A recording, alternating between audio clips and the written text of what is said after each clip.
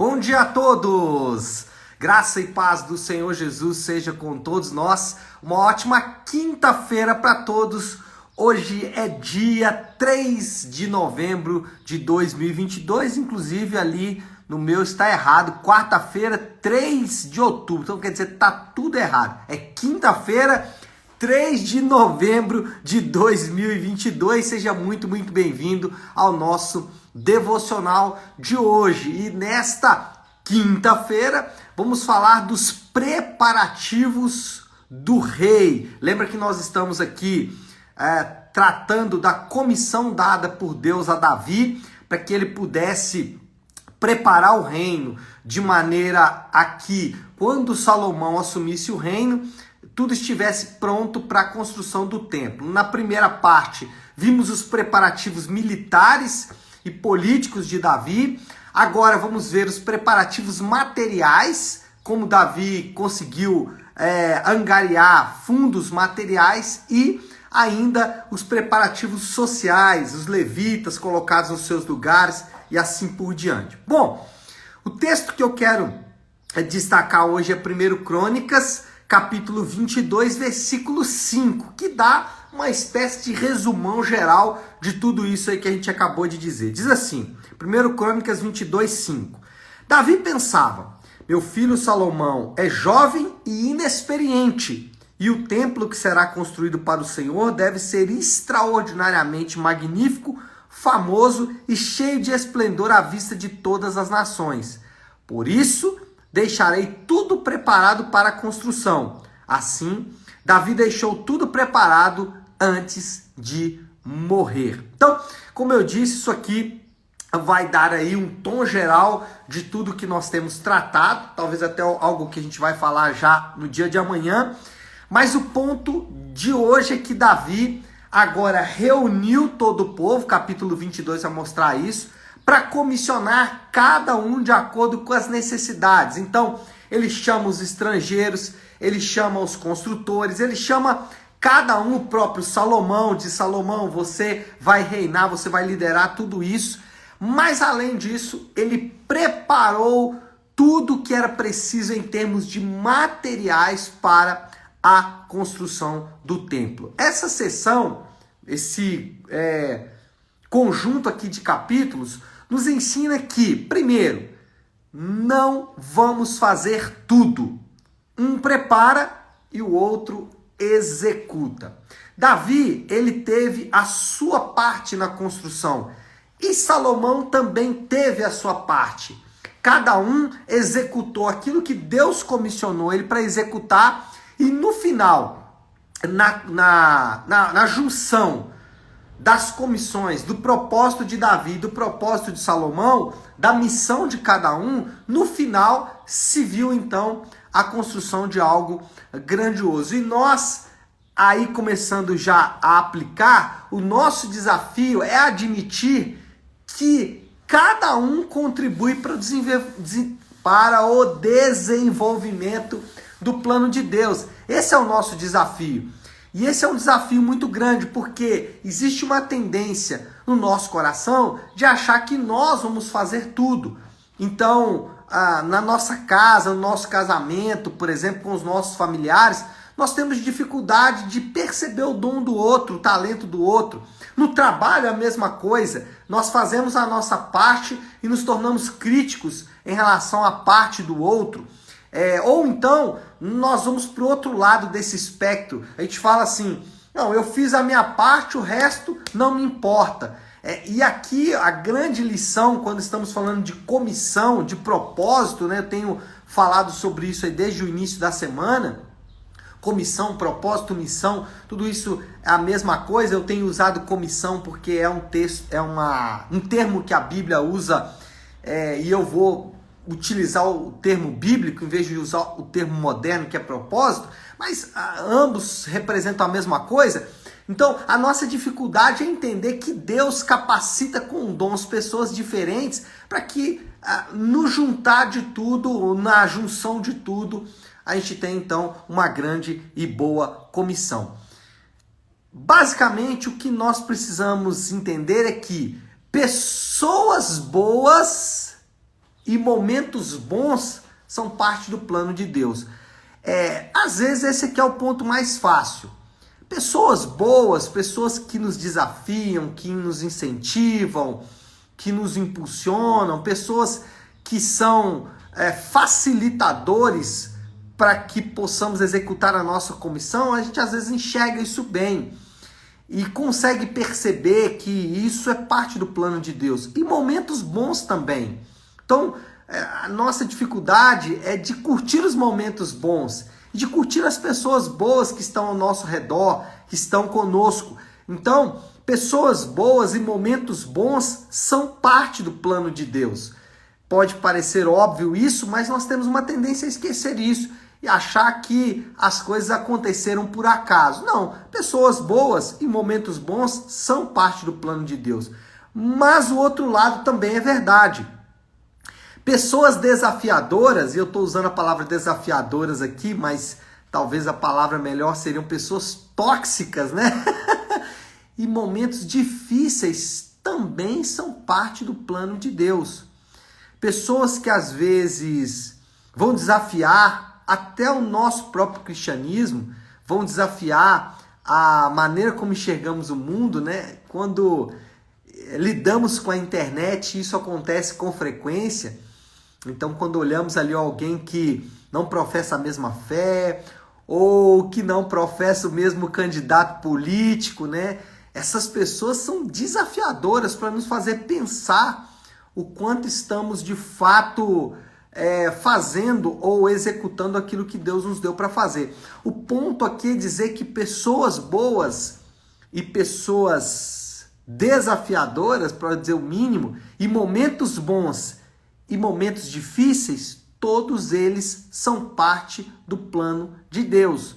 E nós precisamos entender isso, porque senão vamos achar que os momentos bons são resultados da nossa própria capacidade e os momentos ruins são obras de Satanás, obras de demônios e coisas afins. E vamos nos esquecer que os momentos ruins também cooperam e facilitam muitas vezes para que a nossa comissão seja executada. Eu não estou dizendo com isso que Satanás não seja um trabalhador para os momentos ruins. Ele é, mas ele não pode atuar e não pode fazer nada que não tenha sido autorizado, no mínimo, né? Autorizado, ou para usar aí uma linguagem crente, né?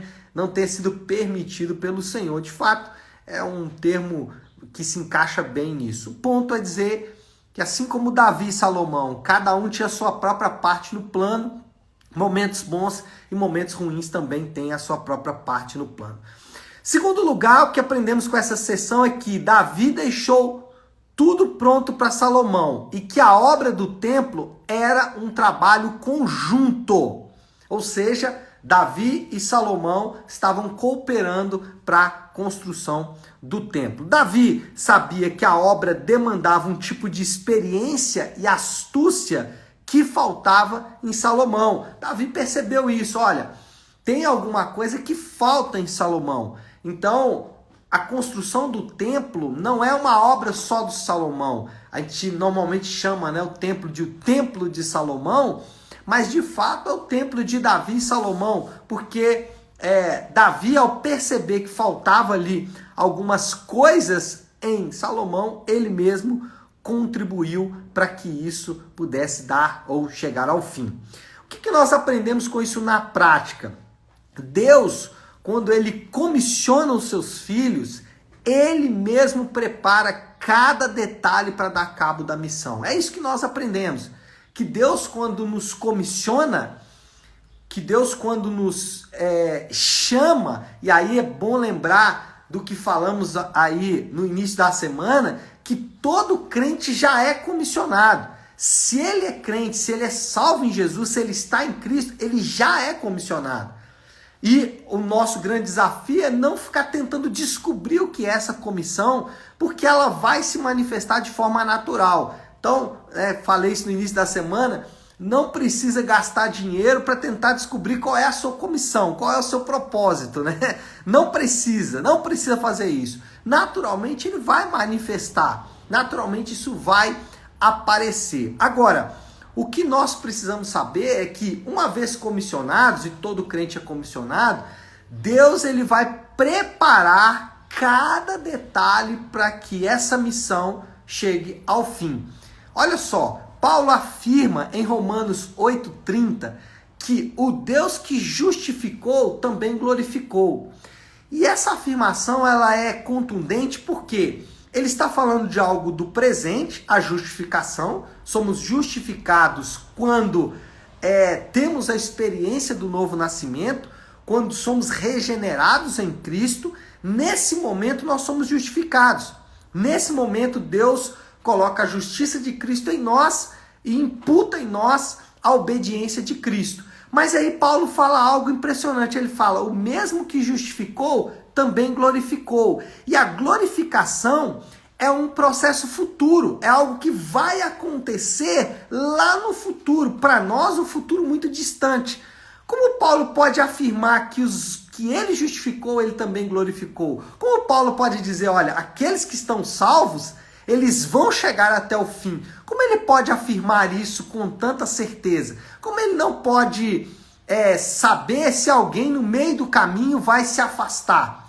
Ele pode afirmar isso porque ele sabe que aquele que comissiona, ou seja, aquele que justifica, é o mesmo que vai preparar o caminho daqueles que serão glorificados. Então, isso é para mostrar que o Deus que comissiona, ele também oferece os suprimentos. Nesse mesmo capítulo 8 de Romanos, Paulo fala assim, nada pode nos separar do amor de Deus. Ou, em outro texto, ele fala assim, em todas essas coisas somos mais que vencedores. Como ele pode afirmar isso? Como ele pode afirmar que nada pode nos separar do amor de Deus? Como ele pode afirmar que em tudo somos mais que vencedores? Ele está afirmando isso baseado não na nossa própria capacidade, nos acúmulos espirituais que fazemos, ou na nossa capacidade de orar, de buscar a Deus, de compreender isso. Não, ele está afirmando simplesmente baseado na fidelidade de Deus. Ele está falando, olha, sabe por que nada pode nos separar do amor de Deus? Porque se você está em Cristo, você já tem uma comissão. E se você tem uma comissão, Deus já preparou tudo o que você precisa para viver essa comissão. Então, o apóstolo Paulo já entendia e ensinava isso. A justificação e a santificação são elementos muito práticos na vida do crente. Não é algo que aconteceu na salvação e está lá distante. Não, é para ser vivido na prática. O desafio nosso é encarar o ordinário e o contrário como parte do plano de Deus.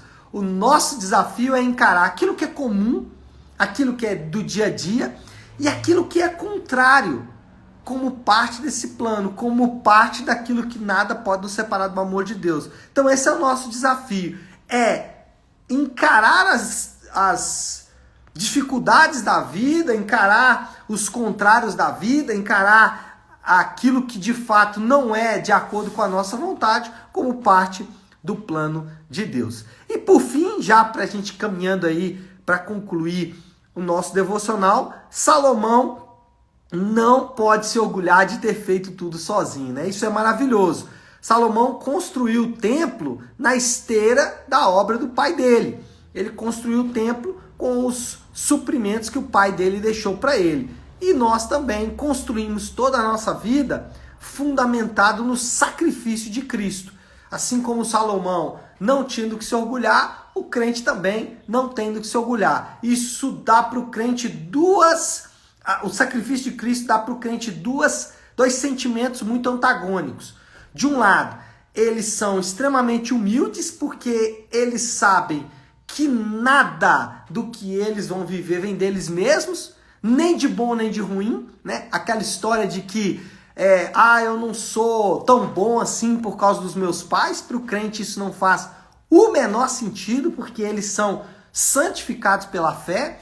Ou seja, o que os pais deles fizeram, os avós, os antepassados, não tem a menor relevância na comissão de Deus. Então, eles são altamente humildes. Mas também, e aí é um paradoxo, né? No mesmo momento são dignos. Porque ao mesmo tempo que eles não têm do que se orgulhar, tudo que eles têm foi Deus que deu para eles.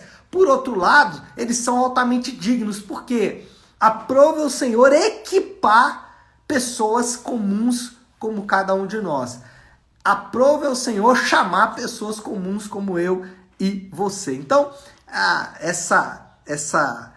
esse ensino de que Salomão ele não fez tudo sozinho é um ensino que nos lembra da humildade e a dignidade do Evangelho. Bom, moral da história então, para encerrarmos, Davi forneceu tudo o que Salomão precisava para a construção do templo. Deus preparou de antemão tudo o que os crentes precisam para viver em santidade. Assim como Davi preparou tudo para Salomão construir o templo, Deus preparou tudo para que os crentes vivessem em santidade. Qual é o desafio do Léo a partir de tudo isso? Qual é a aplicação final que nós podemos pegar de tudo isso?